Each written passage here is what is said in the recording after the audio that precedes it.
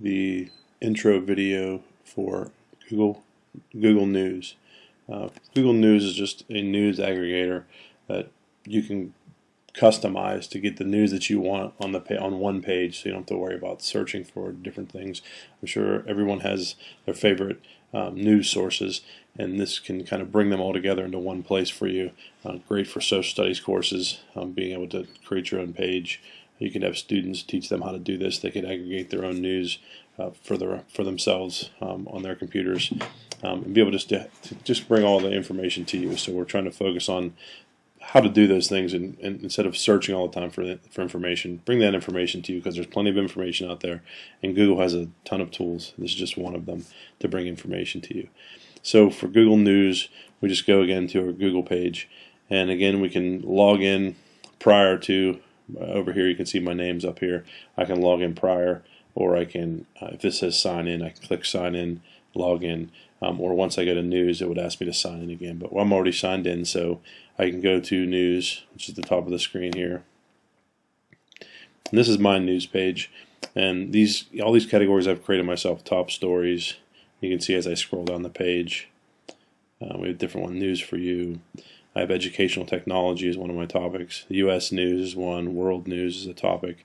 So you can see I have several different categories, and these update automatically. So every so often, I don't know what it is. I'm sure everyone's different. Probably daily at the least. These stories change, so you'll get new stories every day.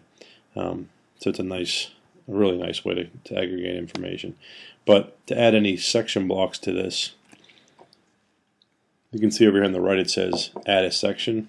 So if I choose add a section, then it gives me all the sections that are available: mobile technology, space, and if I want to add physics, or I can just click on add this section, and that adds that section to my block. Let's pick social networking. Let's add this section to my news page, and it'll tell you it's been added. I can undo it if I made a mistake, or I can add another selection. So it adds social networking to my news feed. So I have that along with all my other ones in my news feed. Another thing we can do is, beyond that, is we can look at different editions. So in a social studies class, in a world language class, in any class where you're going to connect to somewhere else in the world, you can pick different editions and get different information from different places. So that's kind of a cool little thing. You can see there's a lot of different places here that you can go through, and you can pick different editions of the news to see things from different perspectives, get it from different places in the world. It's really awesome. It's a great tool to be using to aggregate information. And then there's all the categories are listed over here on the left. So if I want to quickly go to the U.S. news, I can quickly do that, assuming my internet connection's fast enough, and I can go through those kind of things. So I can always do that, and it gives me the headlines here of what's going on underneath here once I click on each individual one. So that's a nice way to do that.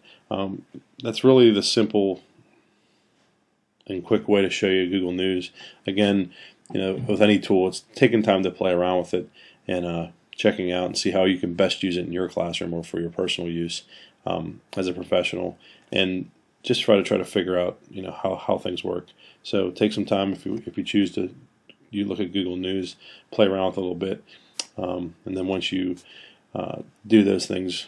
If you chose this as your option in the course block, just go ahead and go back into the chat room and post what your thoughts are on Google News and how you could possibly see yourself using that in the classroom. Thanks a lot.